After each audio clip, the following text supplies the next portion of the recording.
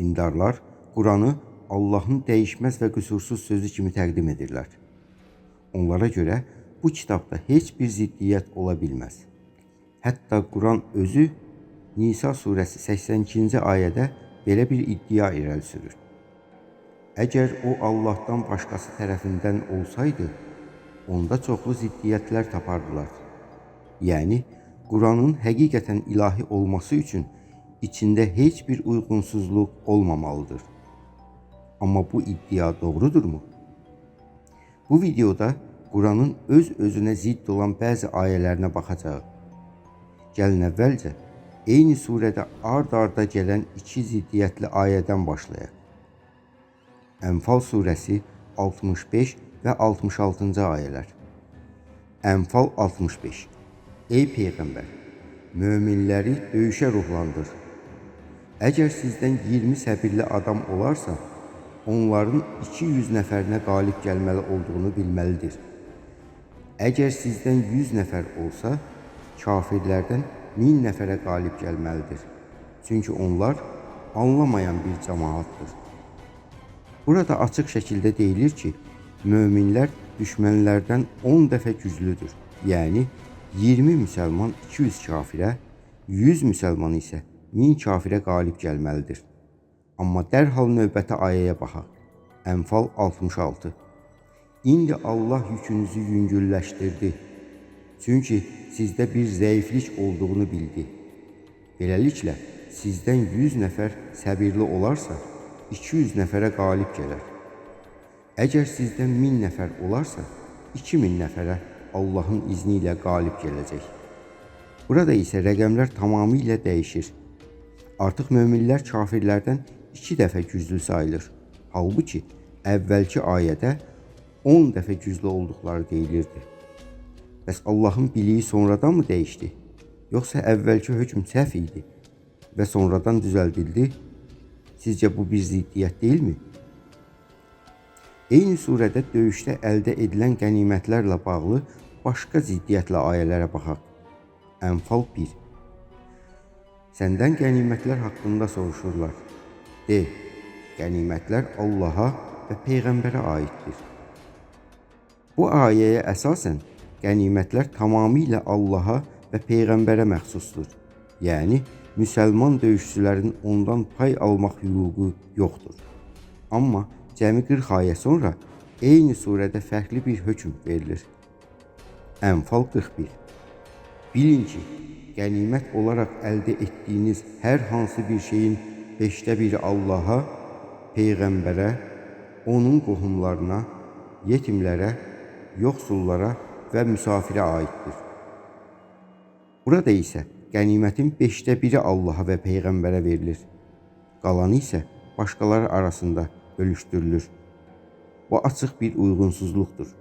Ənfal 1-də qənimətlər tamamilə Allaha və Peyğəmbərə məxsus olduğu, Ənfal 41-də isə qənimətlərin yalnız 5də biri Allaha və Peyğəmbərə verilir.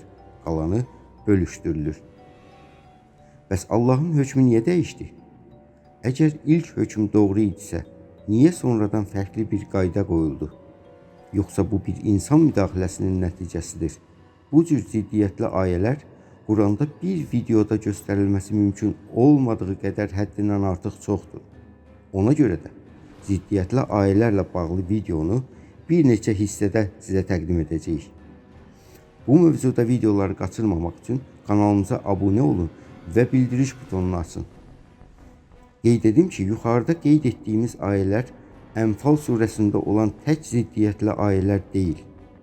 Surəni oxusanız, başqa ayələrin də digər surələrin ayələri ilə ziddiyyət təşkil etdiyini görəcəksiniz. Bugünkü videomuzda isə biz sizə eyni surələrdə olan və bəzən ard-arda gələn ziddiyyətli ayələri təqdim edəcəyik. Bunlardan biri isə Nisa surəsi 78 və 79-cu ayələrdir. Nisa 78. Əgər onlara bir yaxşılıq üz verərsə, bu Allahdandır deyərlər. Yox, əgər onlara bir pislik üz verərsə, bu səndəndir deyərlər. De, hamısı Allahdandır. Burada açıq şəkildə deyilir ki, həm yaxşılıq, həm də pislik Allahdandır. Yəni insanların başına gələn hər bir hadisənin səbəbi Allahdır. Amma növbəti ayəyə baxaq. Nisa 79. Sənə çatan hər bir yaxşılıq Allahdandır. Sənə çatan hər bir pislik isə özündəndir.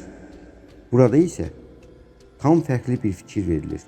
Artıq pislik Allahdan deyil, insanın özündəndir. Yaxşı, bəs bu ayələrdən hansı doğrudur? Nisa 78-ə görə pislik də Allahdandır, yoxsa Nisa 79-a görə insan özü günahkardır? Əgər Allahın sözü mükəmməldirsə, niyə bir ayə digərini təkzib etsin ki? Gördüyünüz kimi Quranın içində bir ayə digərini təkzib edir.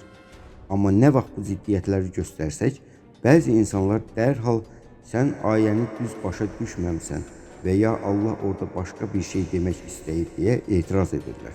Sanki Allah özünü ifadə edə bilməyib.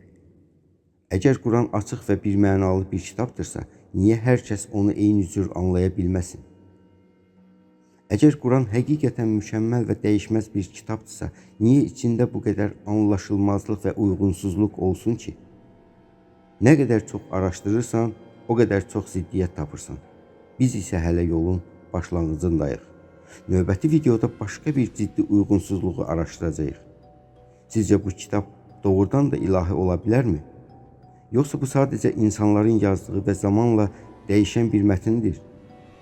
Fikirlərinizi şərhlərdə bölüşün. Davamını görmək üçün abunə olun və bildirişləri açın. Sizin şərhləriniz bizim üçün çox vacibdir. Sizin şərhləriniz üzərindən sizlərə cavab videoları da hazırlayacağıq. Növbəti videolarda görüşənədək.